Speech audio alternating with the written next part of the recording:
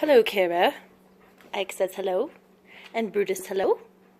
And where's the other one? Oh. Abby says hello. And I say hello. Anyway, so I wanted to show you my almond milk. So these have been soaking. They're just raw. I got organic ones. I think they were like $6.99 for about this much. It's a little over a cup. So they've been soaking all night. I'm going to strain them.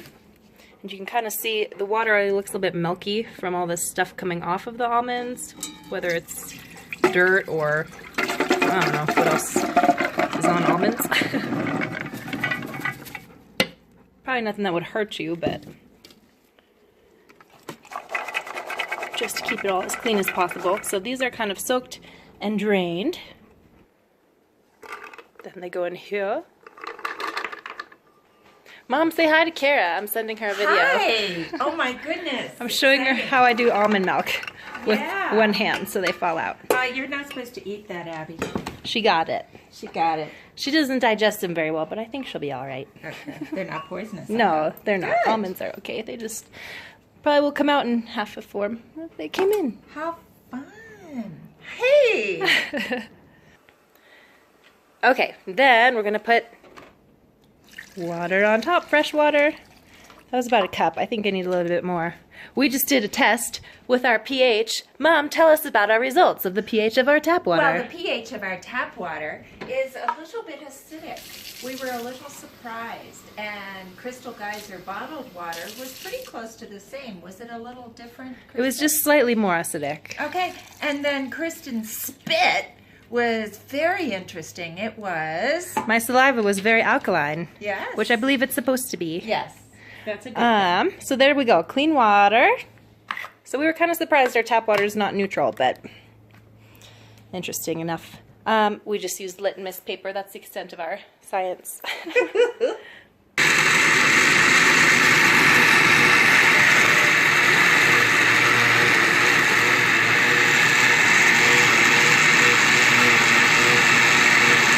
We're supposed to do this for like 2 minutes straight, but I just kind of eyeball it.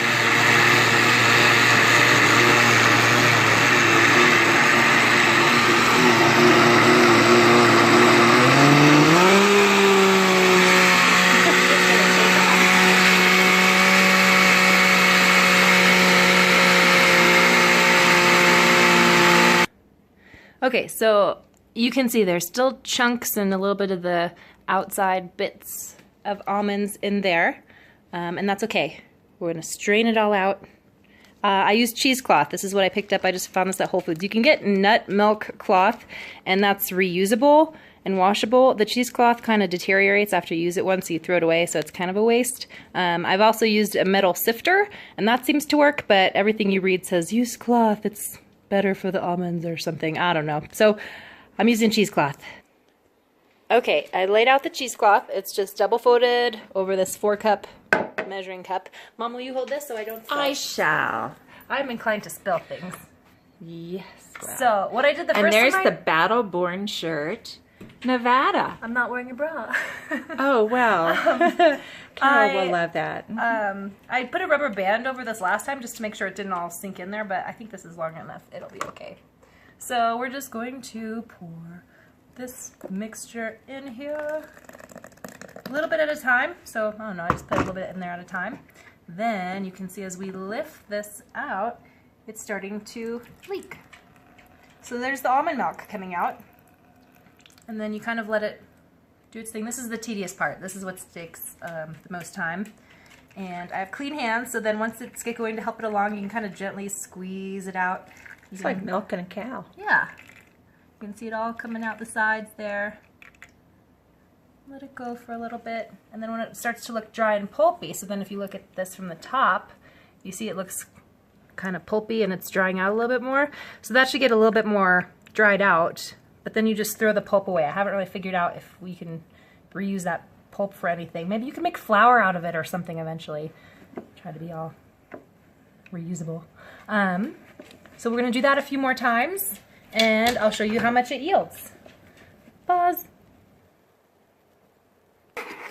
I think my rubber band idea was better because the cheesecloth kept falling in there and then it would resaturate, which defeats the purpose. So now we're just using the sifter. And then you use Mom's technique, stirring things around, pressing it down a little bit. And you see how much, it almost becomes like a dough, what's left over with that pulp. You gotta be able to do something with that. I don't know, I just came up with that flour idea. Maybe you can make an almond flour meal or something. Let's see, we're probably halfway through our blended amount. We've got about that much liquid. Ooh.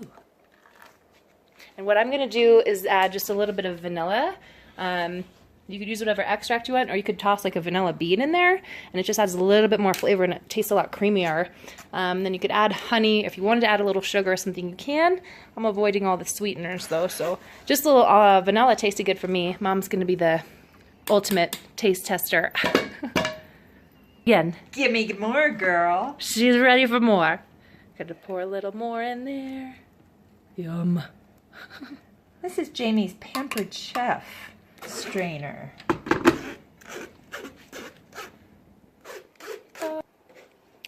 Dogs are having a great time. Abby's particularly interested. Still going.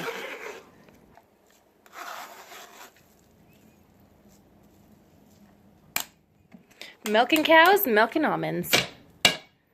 Next batch.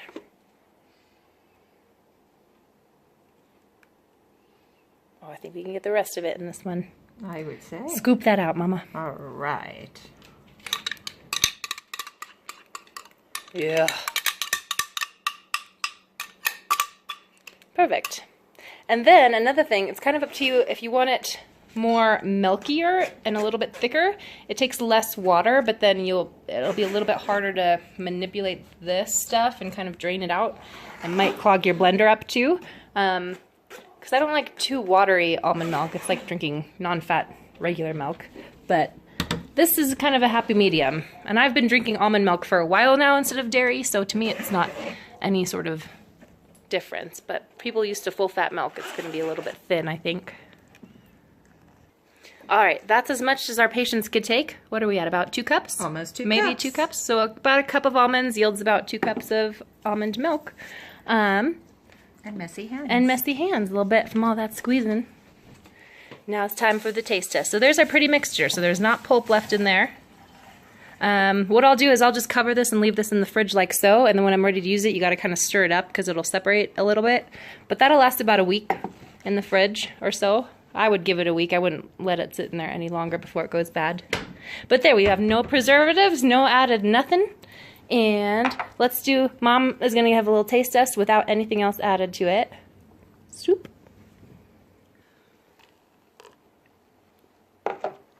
It's not very cold either, I don't think.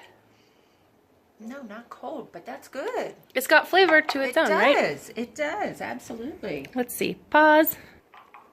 All right, I added a teaspoon or so of vanilla. And an ice cube. And an ice cube, so we could chill it a little bit more.